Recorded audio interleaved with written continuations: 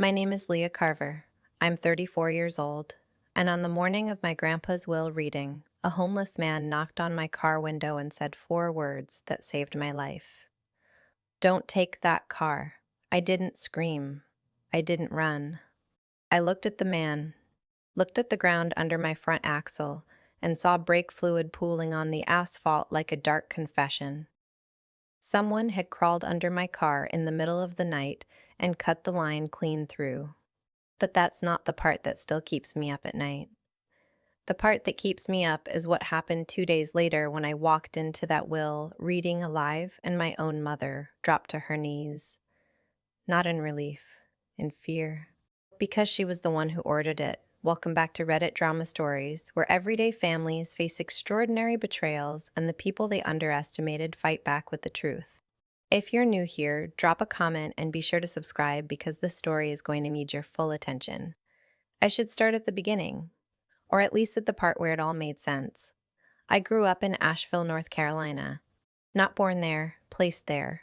My biological parents died in a car accident on the interstate when I was 7.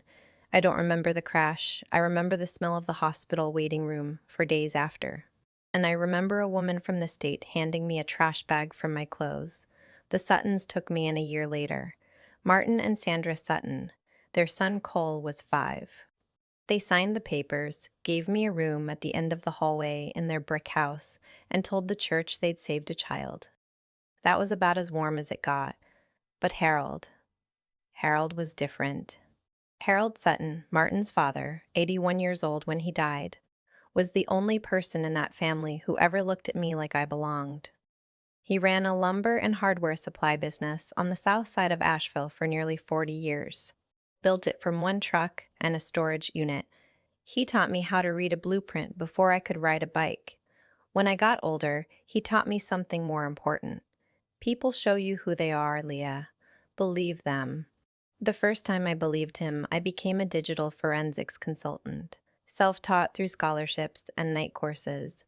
I moved into my own apartment at 23. Built my career from nothing. No help from the Suttons. When Harold's health started failing 3 years ago, I was the one who set up his laptop, organized his online banking, handled his medical appointments. He signed a power of attorney naming me as his financial representative. The week before he died, he gave me his compass. Brass casing, hand engraved, older than me by decades. Keep it true, Leah. A compass only works if you trust it. He died 17 days before the will reading, and I carried that compass every morning since. The Suttons were a family that looked right from a distance. Martin, 61, ran Sutton Building Supply, a lumber and materials dealership on Marymount Avenue that had been bleeding money since I was in high school. He wore pressed collared shirts and talked about expansion plans that never came.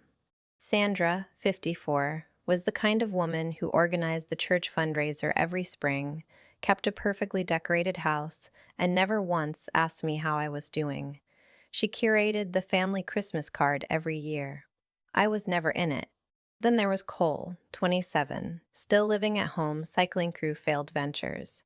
A food truck that lasted 3 months.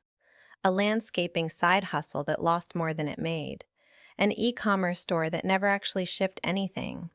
Cole wasn't cruel the way Sandra was. He was just hollow. He did whatever Sandra told him to do, the way he always had. I kept my distance. Own apartment, own career, own groceries. The Suttons and I existed in the same city, like parallel roads that never crossed, until someone died. At Harold's funeral 2 weeks before the reading, I stood by the casket alone. Sandra and Martin and Cole sat together in the front pew. The pastor talked about Harold's integrity, his work ethic, his love for family. After the service, Sandra found me in the church hallway. She waited until the last mourner passed, then leaned in close enough that I could smell her perfume. "You're not family. You never were. Don't expect to be in that will." I said nothing. I walked to my car. I sat behind the wheel and felt Harold's compass press against my chest inside my jacket pocket. I drove home and didn't cry. The night before the will reading, I sat at my kitchen table with my laptop open and a cup of coffee going cold. I wasn't reviewing Harold's accounts for the will. I was doing what I promised him, closing out his financial affairs, tying up loose ends, making sure every account was reconciled before the estate process began. That's when I saw it again. The pattern I'd first noticed 6 weeks earlier while Harold was still alive. Every 2 weeks on a Wednesday, money left Harold's primary checking account. Sometimes a few thousand, sometimes closer to six.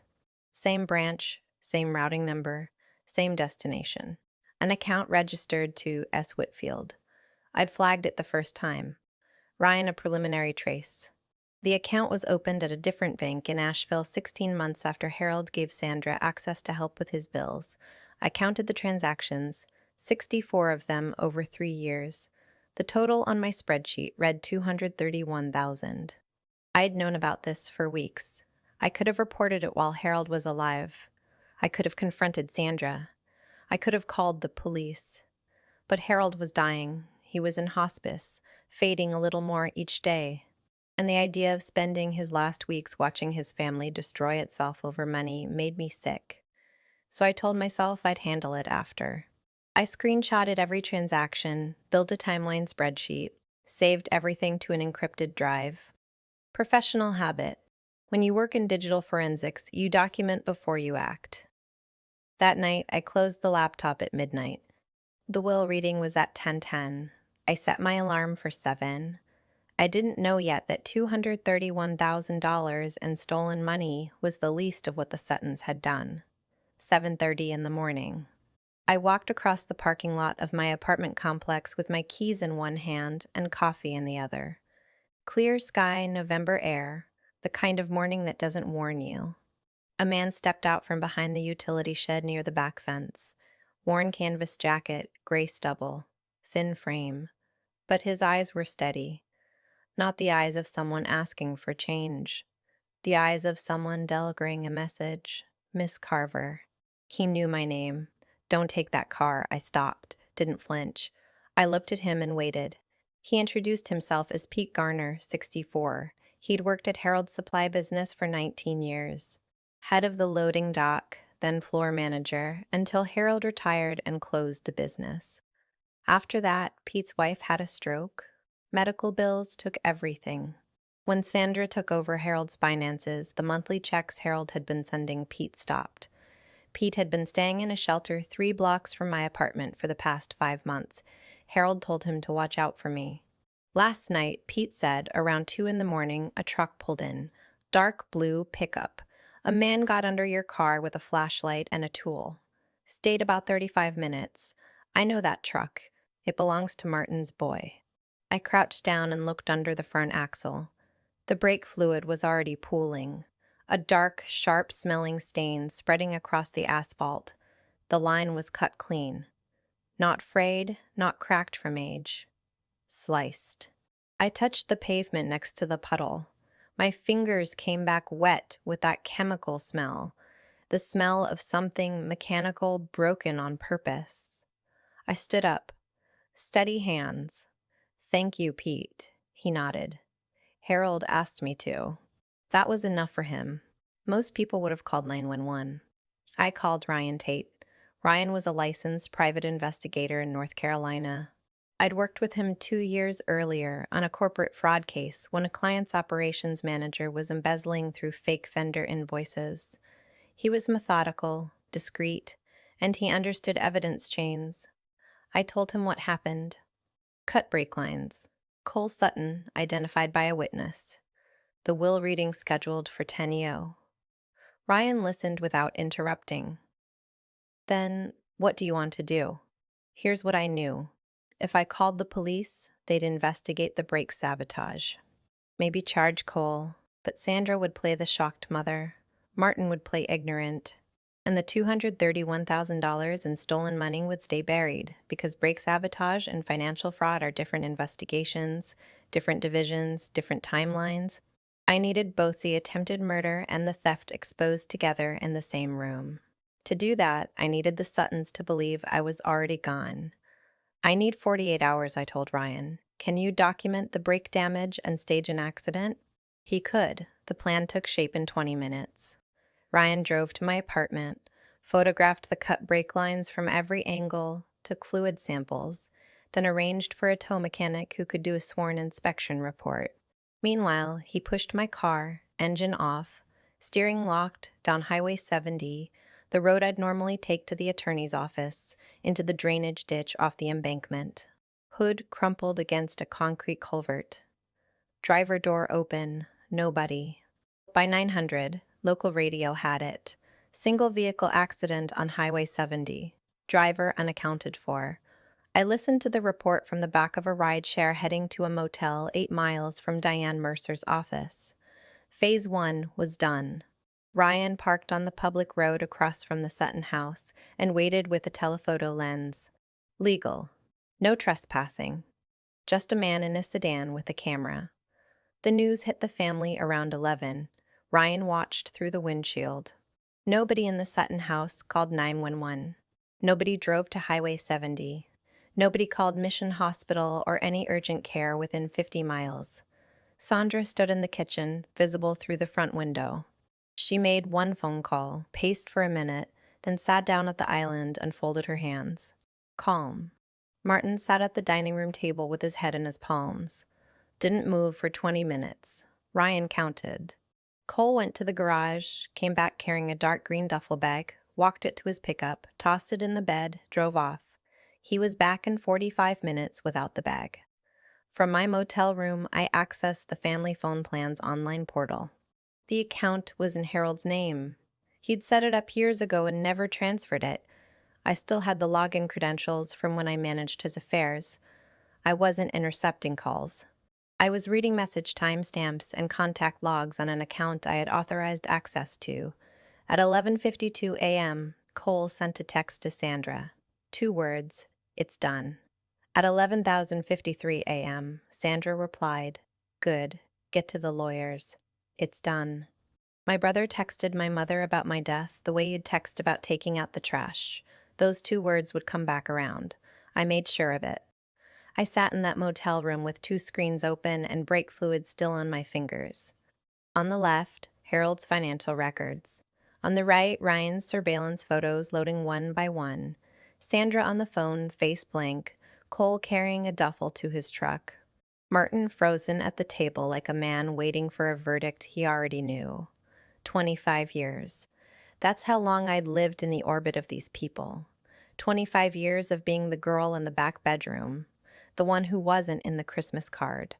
The one Sandra cornered at funerals to remind she didn't belong.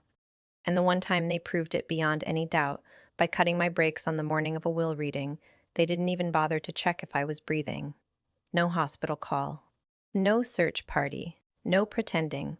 I sat in that motel room with brake fluid still on my hands, and I made a decision. I wasn't going to cry about what they did. I was going to document every last piece of it. If you've ever had family who treated you like you were invisible, then you know exactly why I couldn't stop. Keep watching. I opened a new folder on my encrypted drive, named it Sutton. Inside, I started organizing the financial timeline, the surveillance photos, the brake evidence, the text logs, every file labeled, time-stamped, and backed up to a cloud drive with 2-factor authentication. The will reading was postponed. Diane Mercer heard about the accident and called to check on me. She couldn't reach my regular phone. That was about to change. Diane Mercer had been Harold's attorney for 28 years. She drew up his first business incorporation papers when the supply store was still running out of a rented unit. When she heard the news about my accident on the local radio, she tried my cell. No answer, because I'd switched to a burner. She called Ryan next. His number was listed as my emergency contact in Harold's file from the power of attorney paperwork. Ryan patched her through to me on a conference line. "Leah, thank God. Are you hurt? I'm fine. I'm safe. But I need you to listen carefully." I told her what happened. The brake lines, the sabotage, the family's reaction. Diane was quiet for a long time. Then she said something that rearranged everything I thought I knew about Harold's last months. 2 months before he died, Harold came to my office. He was using a walker, but his mind was sharp as ever. He told me he'd made mistakes trusting certain people. He'd changed the executor of his will from Martin to you. I felt the compass press against my ribs. Harold knew. He couldn't prove it, couldn't fight it, but he knew. Diane continued. He also left a sealed letter, separate from the will. His instructions were explicit. It can only be opened if you are present at the reading.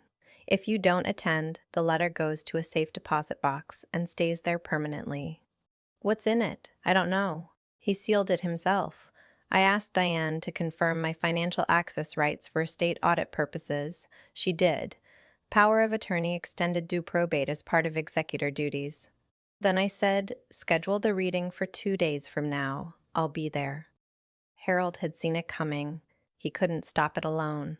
Back at the motel, laptop on the bed, 2 pillows propped behind me, and every financial document Harold ever signed spread across the screen in tabbed browser windows. I went into full forensic mode. The same process I use when a client's data has been compromised and you need to trace every unauthorized access point before the attacker covers their tracks. S. Whitfield, Sandra Whitfield, Sandra Sutton, née Whitfield. Shell account opened at Blue Ridge Community Credit Union. Different institution from Harold's bank. Same city.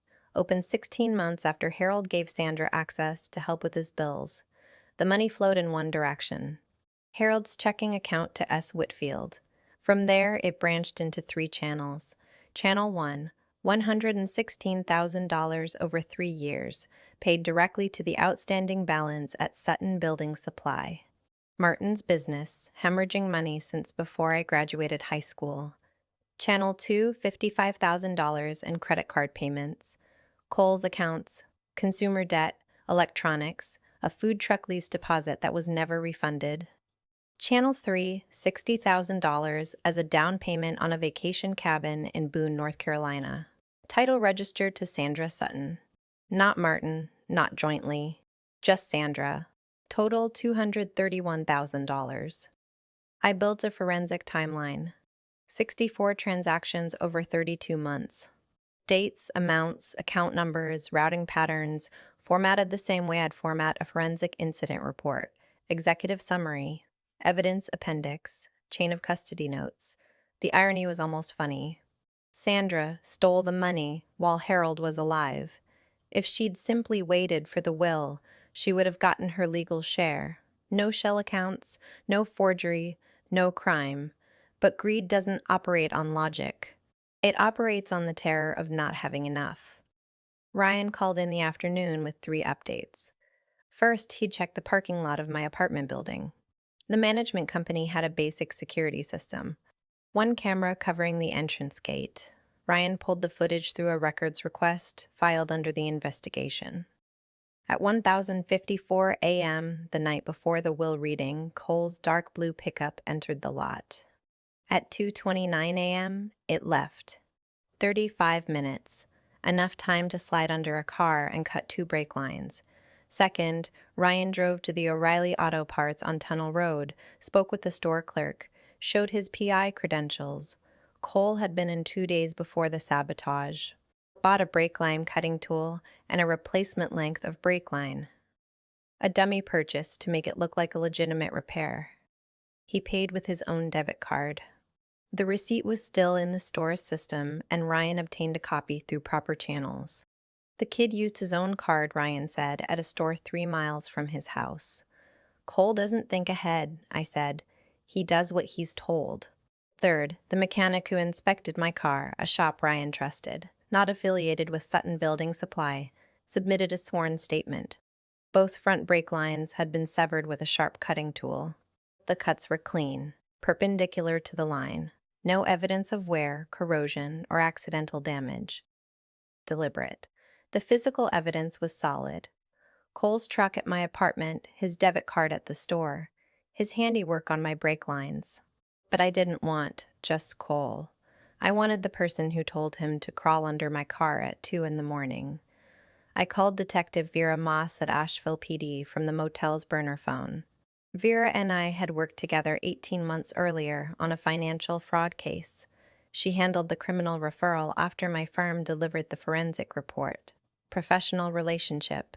She knew my work was thorough. I laid out everything.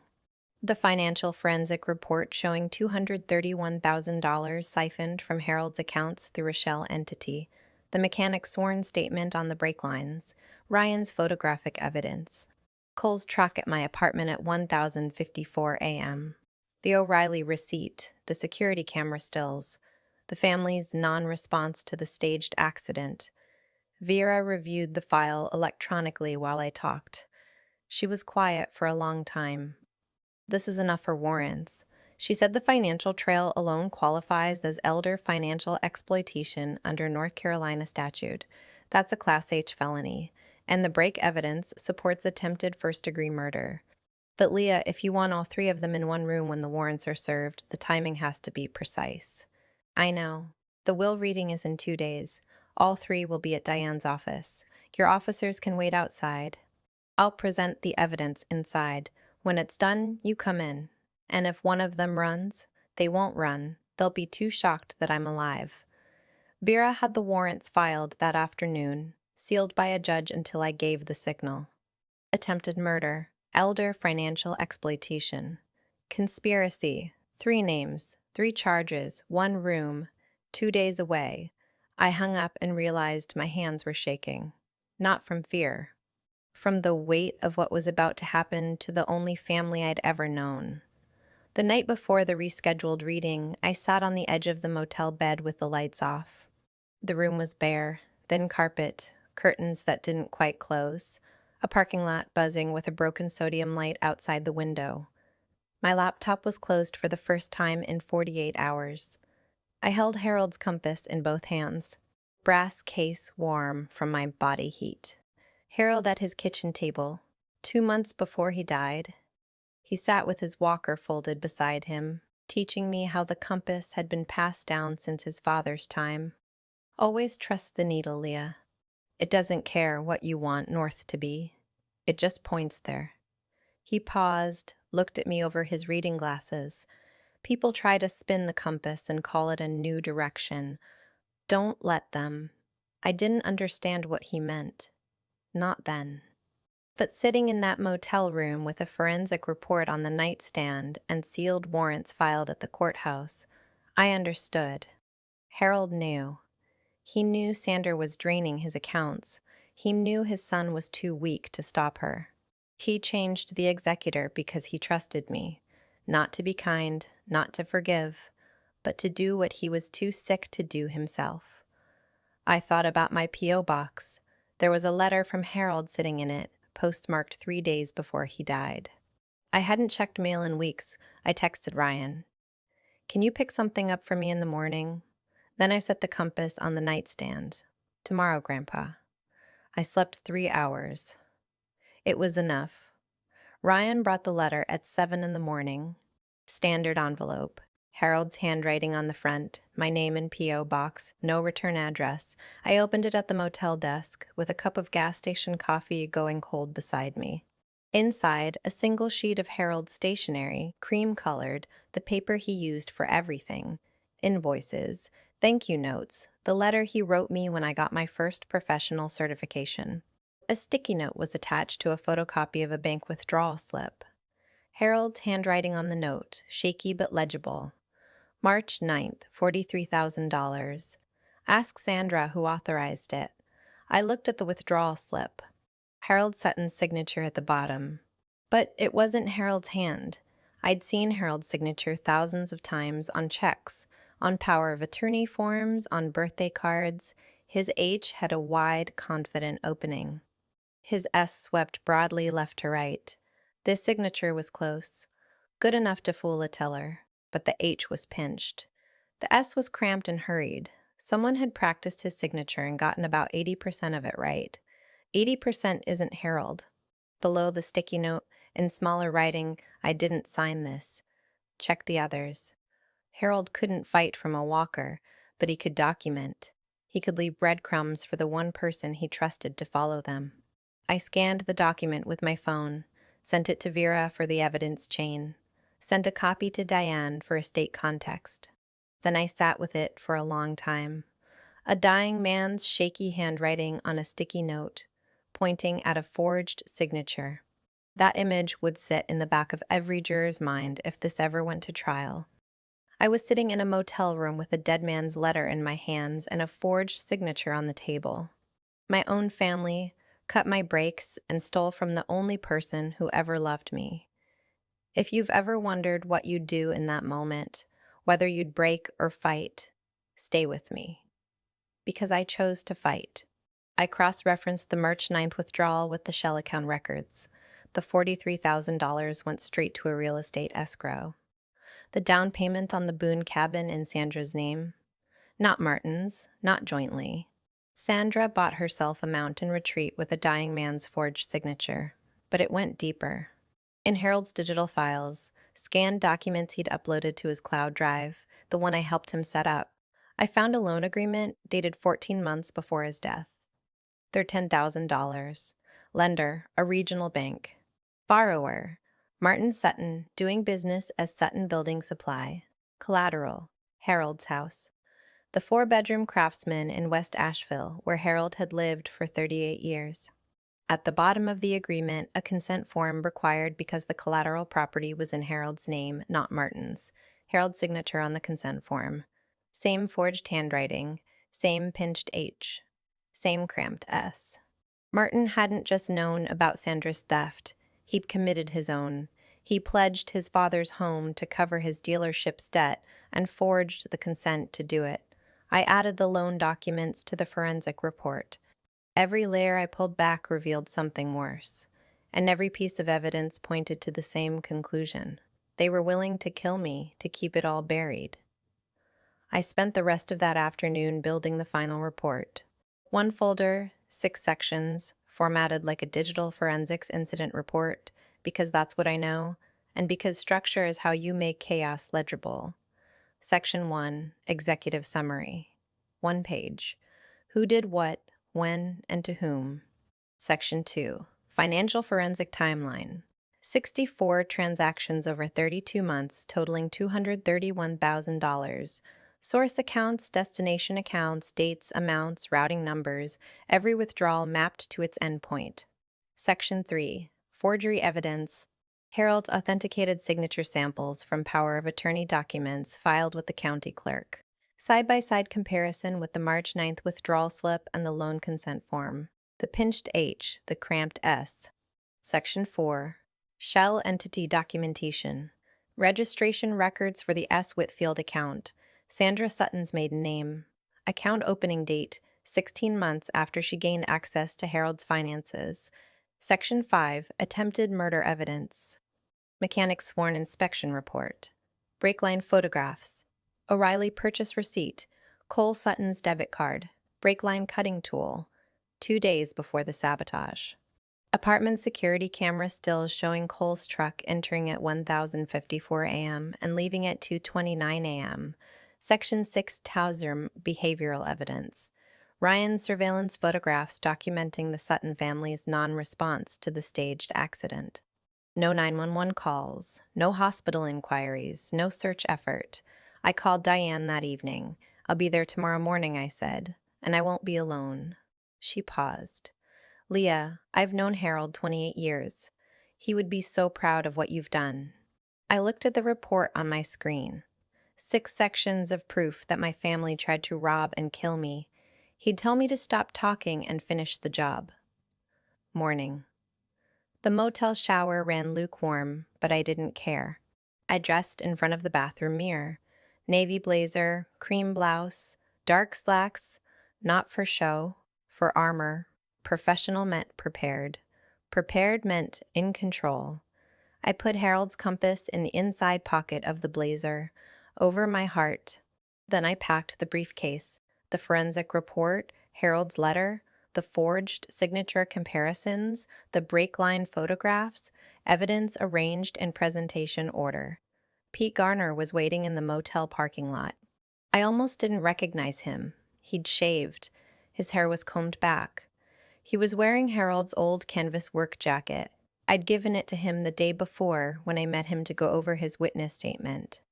The jacket was too broad in the shoulders, but Pete wore it like it meant something. It did. Harold asked me to watch out for you, Pete said. I couldn't stop what they did to your car. But I could make sure you knew. You saved my life, Pete. He shook his head. Harold saved mine first, 18 years ago, when nobody else would hire a man with a record. Pete had done time in his late 20s. Theft conviction, 2 years served. When he got out, every company in Asheville turned him away. Harold hired him the same week he applied. He said, I don't care what you did, I care what you do next. That sounded like Harold. We drove together, me, Ryan, and Pete, in Ryan's rented sedan, 3 people in a quiet car heading to meet the 3 people who tried to erase me. Nobody talked. The compass sat steady in my blazer pocket. Asheville traffic moved around us like the world hadn't changed at all. Diane Mercer's office was on the 3rd floor of a stone building on Lexington Avenue, downtown Asheville. Gold lettering on the glass door, narrow staircase, the kind of building where every footstep echoes. We pulled into the lot at 9:45. The reading was at 10. 3 cars already parked. Sandra's white SUV close to the entrance. Cole's dark blue pickup backed into the far corner like a getaway vehicle. Martin's silver sedan angled badly across 2 spots, the parking job of a man whose hands were shaking. I rubbed my palms together in the passenger seat. The phantom smell hit me, brake fluid on asphalt. Chemical and sharp. It wasn't there. My hands were clean. But the memory lived in my skin now, the way certain things do when your body remembers what your mind would rather forget. Ryan checked his phone. Vera's in position. 2 unmarked vehicles on the block. She'll wait for your text. I nodded. Briefcase in my lap. Everything inside organized, labeled, ready. Ryan opened the building's front door. Pete stayed in the lobby downstairs. I'll be right here, he said. I climbed the stairs, each step deliberate. The stairwell smelled like old carpet and radiator heat.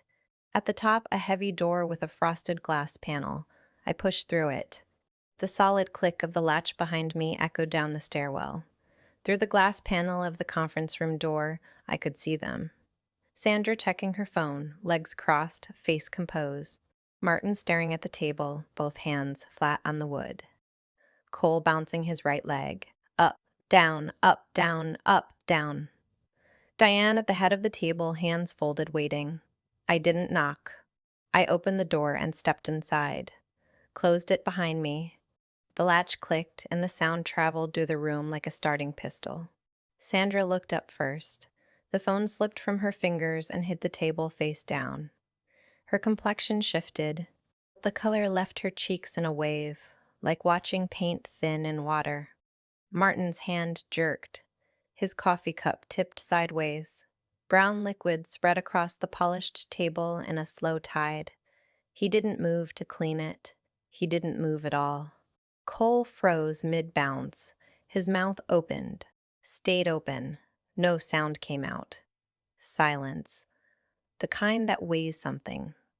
Diane watched them the way an attorney watches a deposition. Noting every involuntary reaction, I walked to the empty chair beside Diane, set my briefcase on the table, opened it, removed the folder, closed the briefcase. Every movement measured and unhurried, the way I'd present findings in a forensic audit, because panic is a choice and I'd made mine days ago. Good morning. I sat down, smoothed the folder in front of me, looked at Diane. Please proceed with the reading. Diane, of course. She opened the will. Not one of them asked if I was okay. Not Martin, who was supposed to be my father. Not Sandra, who signed the adoption papers. Not Cole, who shared a roof with me for 15 years. Nobody asked what happened on Highway 70. Nobody asked if I'd been hurt, because asking would have meant admitting they expected me not to be here. And admitting that would have meant explaining why. So they sat in their chairs and stared at a woman they thought was dead, and they said nothing at all. Diane read the will in a measured voice, the same steady tone she'd probably used for hundreds of readings in this room over nearly 3 decades of families gathering to learn what their dead had decided. Harold's estate consisted of the house in West Asheville, his savings and checking accounts, a life insurance policy, and the residual proceeds from the supply business's closure years ago. Total appraised value, approximately $520,000 after debts and taxes. Distribution divided equally three ways. Martin Sutton, Cole Sutton, Leah Carver, each share approximately $173,000. I watched the room. Sandra's shoulders dropped 2 inches. She exhaled through her nose, a long, slow release of held breath. Martin's hands uncurled from fists he didn't seem to know he'd been making. Cole looked at the ceiling and blinked rapidly, the way people do when they're trying not to show relief too loudly. They'd expected Harold to cut them out. They assumed because Sandra had spent years telling them that Harold would leave everything to me, the girl who wasn't family, the stray. And so they'd cut my brake lines to stop me from attending a reading where I was receiving exactly the same share as everyone else. Equal $173,000. The same amount for the woman who stole his money, the man who forged his name, and the kid who cut my brakes. Harold loved them all, even the ones who robbed him. The irony was so dense I could taste it, metallic, like blood from biting your tongue to keep from screaming. But I wasn't going to scream. I was going to wait, because the will was only the first act, and Sandra's relief was about to evaporate.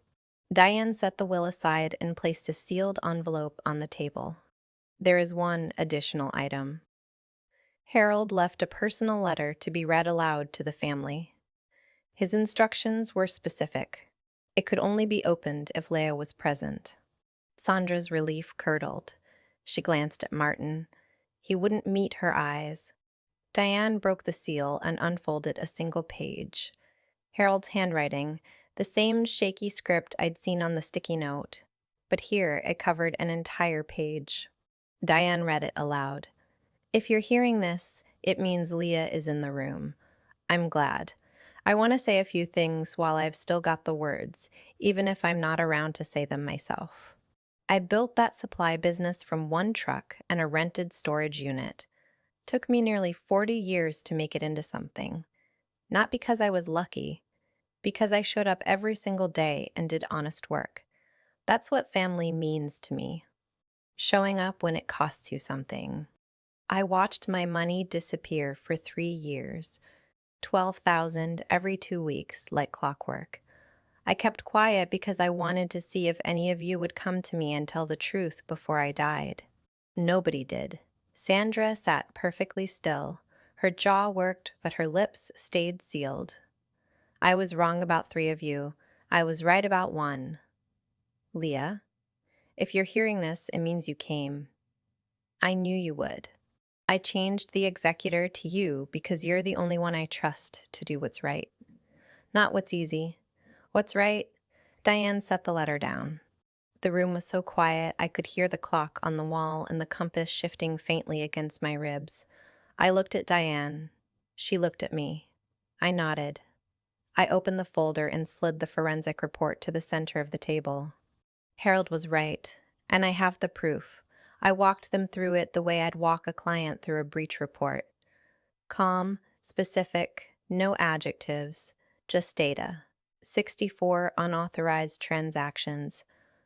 32 months. 231,000 transferred from Harold's checking account to a shell account registered under the name S. Whitfield. From there, the money was distributed to 3 destinations: $116,000 to Sutton Building Supply to cover business debt, $55,000 to credit card accounts belonging to Cole Sutton, $60,000 as a down payment on a vacation cabin in Boone, North Carolina titled solely in the name of Sandra Sutton. Sandra's chin lifted. That is completely false. Harold gave me access to manage his finances because nobody else would. I was looking after him. Managing someone's finances doesn't require a shell account under your maiden name, Sandra. Those accounts are private. You have no right. They're estate accounts now. I tapped the folder, and I'm the executor. Sandra pushed back from the table. Her chair scraped the floor. She stood, both hands flat on the wood, leaning forward. You have no right. You're not family. You never were. The same words. The same hallway voice from the funeral, but louder now, desperate now, cracking at the edges. I didn't flinch. You said that at the funeral. I remember. I reached into the folder and placed two glossy photographs on the table. Both front brake lines on my car, cut clean through. Brake fluid dark on the asphalt beneath. The chemical smell from that morning came back to me. Not phantom anymore. Printed on 8 by 10 glossy paper and lying face up under fluorescent light.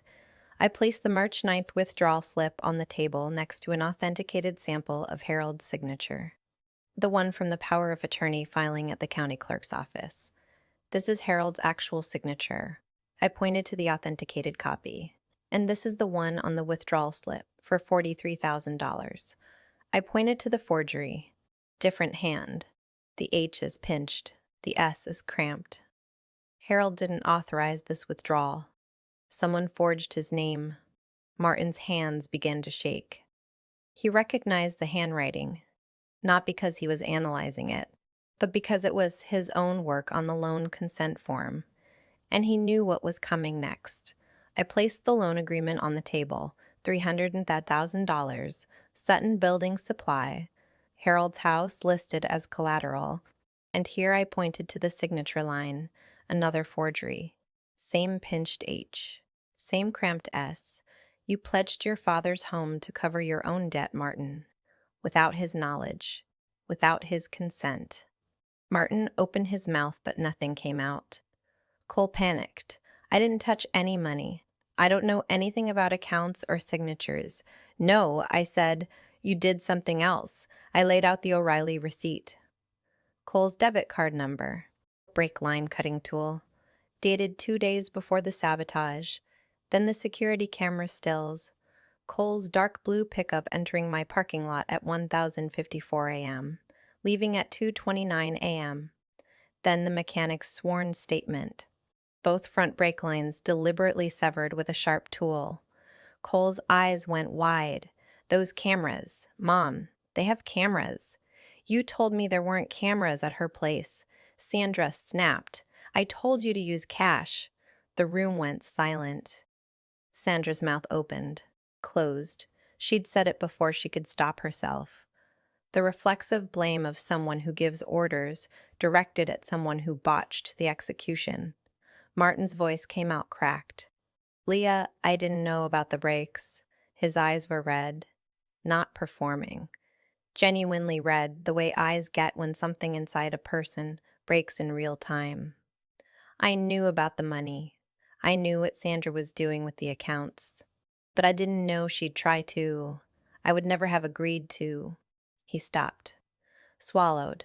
His hands were flat on the table, palms up, like a man offering surrender when there's nothing left to bargain with.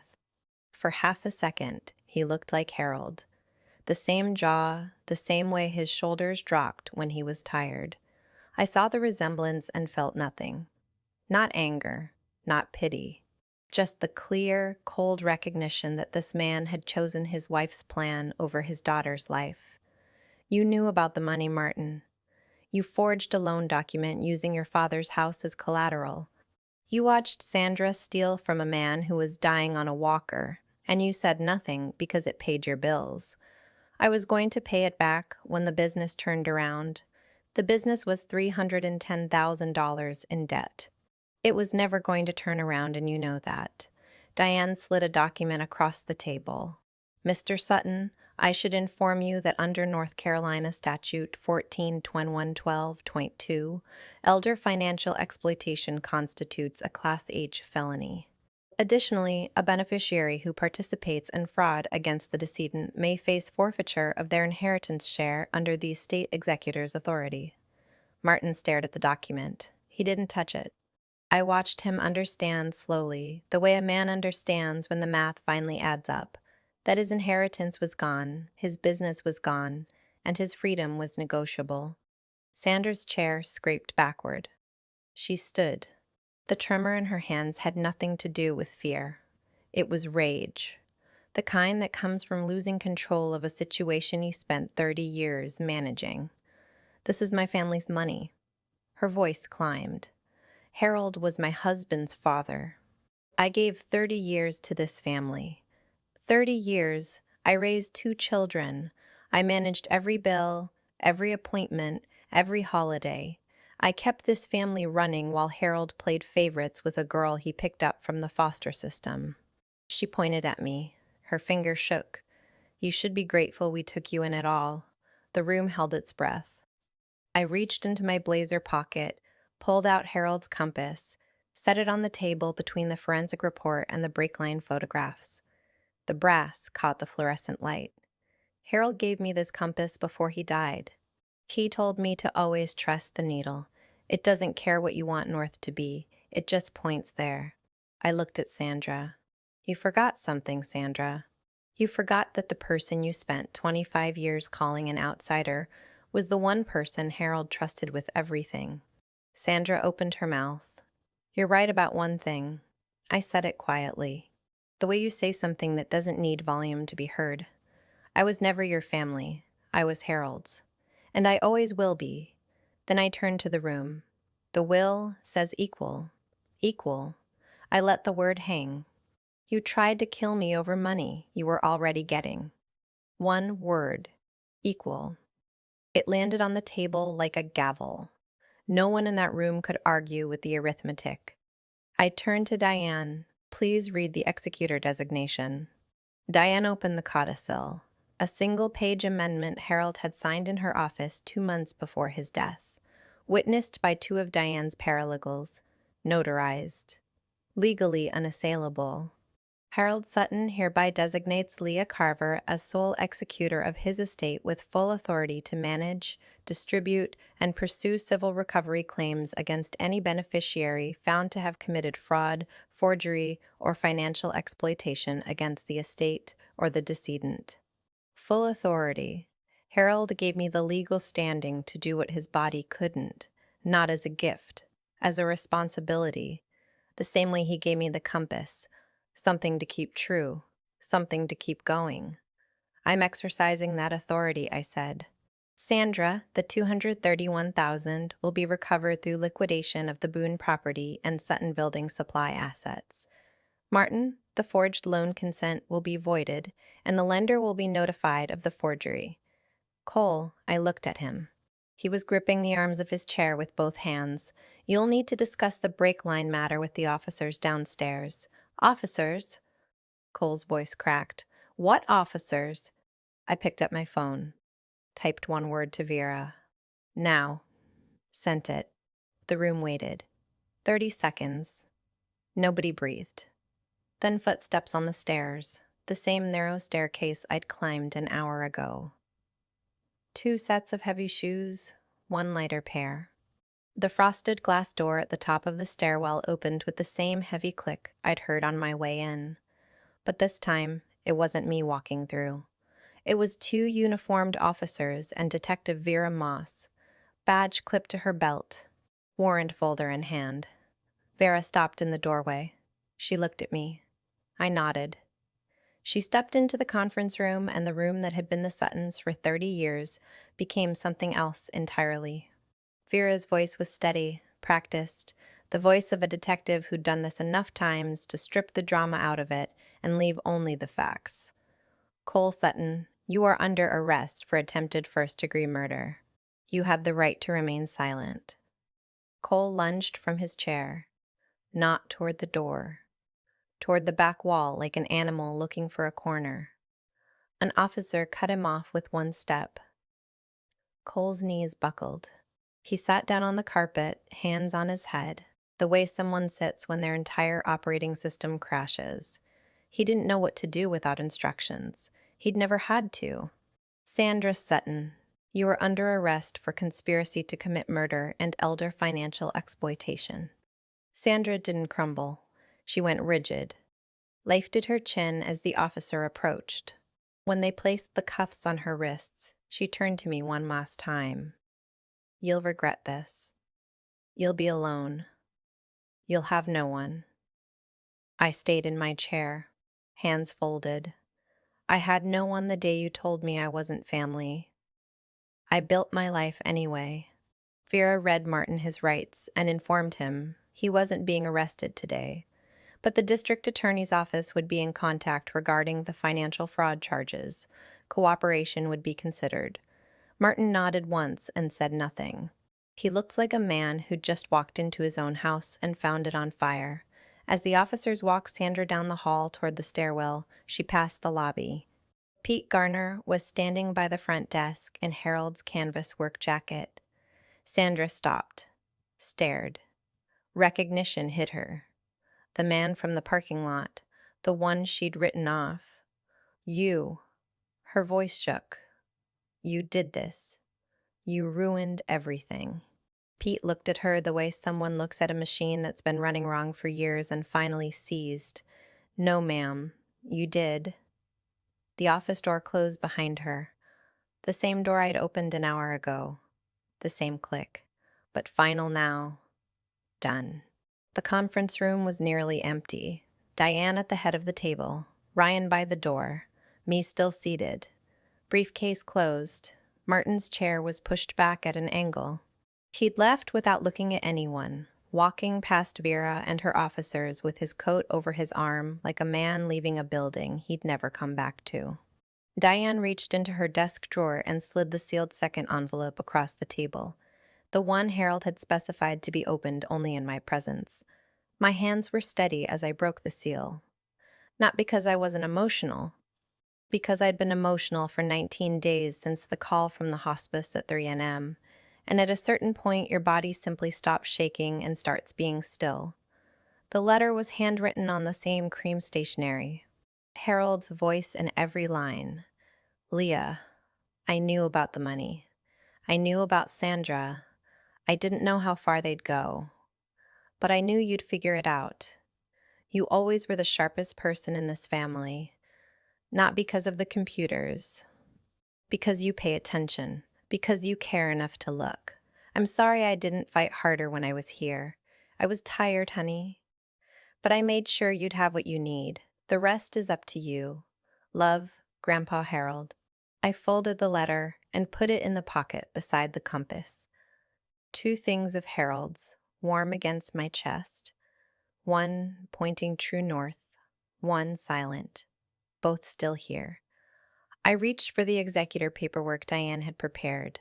Signed every page. Initialed every margin. Professional. Complete. Then I looked at Diane and said two words. It's handled. The same phrase Cole had texted when he thought I was dead, but now the meaning had flipped entirely. Diane smiled for the first time since I'd entered the room. Yes, it is. The legal process moved the way legal processes do. Steadily, without the dramatic speed of the events that triggered it.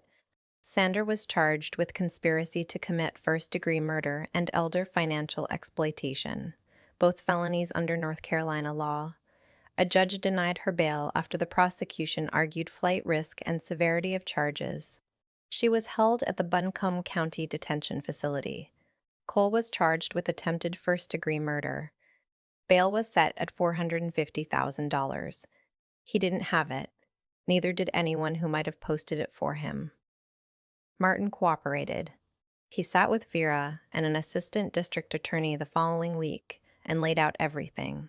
Sandra's plan, the shell account, the forged loan, his own role in all of it. He took a plea deal. 24 months supervised probation, full restitution of the forged $300,000 loan amount, and permanent forfeiture of his inheritance share. Sutton Building Supply closed. The inventory was liquidated. The Boone cabin was listed, sold within 7 weeks, and the proceeds returned to the estate. The lien on Harold's house, based on the forged consent, was voided by the lender once Diane presented the forgery evidence. Title cleared. The house was mine now, not by greed, by designation. I distributed the estate according to Harold's wishes. My 1/3 share. Martin's forfeited share went to the community programs Harold had quietly supported for years. The Workforce Training Center on Haywood Road, the after-school tutoring program at the East Branch Library. I offered Pete Garner a position handling building maintenance at Harold's property, which I was converting into a small digital forensics and risk consulting office. He accepted. The apartment above the old storeroom was his first stable address in 6 years. The morning he moved in, he hung Harold's canvas jacket on the hook by the door and said, "Feels like he's still here." It did. 2 months later, I sat at Harold's kitchen table. The same table where he'd taught me to read blueprints, where he'd eaten his morning toast, where he'd sat with his walker nearby and watched goldfinches through the window above the sink. My laptop was open. Client project on screen. A data breach investigation for a healthcare network in Charlotte. Coffee and Harold's old ceramic mug with the hairline crack he refused to throw away. The garage out back had a new sign by the door: Carver Digital Forensics and Risk Assessment. Small. Professional. Mine. Ryan referred clients from his PI network. Business was steady enough. Through the kitchen window, I could see Pete below, repairing the gate post along the back fence. He whistled while he worked, something tuneless and slow that Harold probably would have recognized. Harold's canvas jacket hung on a hook inside the garage door even in warm weather. Pete said it helped him think. The house smelled like coffee and sawdust from the fence repairs. Not brake fluid, not motel carpet, not fear, just home. Harold's compass sat on the table next to my laptop. I checked it every morning, the way Harold taught me. Let it settle. Trust what it shows. It pointed true north alongside the hum of my computer and the distant sound of Pete's hammer. Some mornings, I forgot for a few seconds that Harold was gone. The compass stayed steady for him. Saturday morning, I drove to the cemetery on the north side of Asheville, where oak trees line the gravel path and the headstones catch the early light. Harold's grave was in the second row from the path. Simple granite marker. Harold Sutton, 1943, 2025. Honest work, honest life. He would have said even that was too many words. I didn't bring flowers. I brought a level. The first tool he ever bought for the supply business. A 24-inch aluminum torpedo level I found in his workbench drawer when I was clearing the house. I laid it on the headstone and let it sit there, steel on granite, the way tools belong in a craftsman's hands. We got them, Grandpa. Every last one. The granite was warm from the morning sun. I rested my palm on it for a moment and felt nothing but stillness. Then I walked back to the car. Harold's compass sat steady in my blazer pocket, pointing true north. His direction still holding. Mine too. Family isn't a word on adoption papers or a name on a will. It's the man who sleeps in a shelter because a dying man asked him to watch out for you. It's the attorney who holds a letter for 28 years. It's the grandfather who believed you'd fight even when he couldn't. The people who love you will build you up. The people who don't will tear you down and call it family. That's my story. One man on a sidewalk, one cut brake line, and a family that tried to erase me for money they were already getting.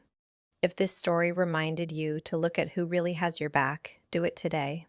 And if someone you love needs to hear this, share this with them.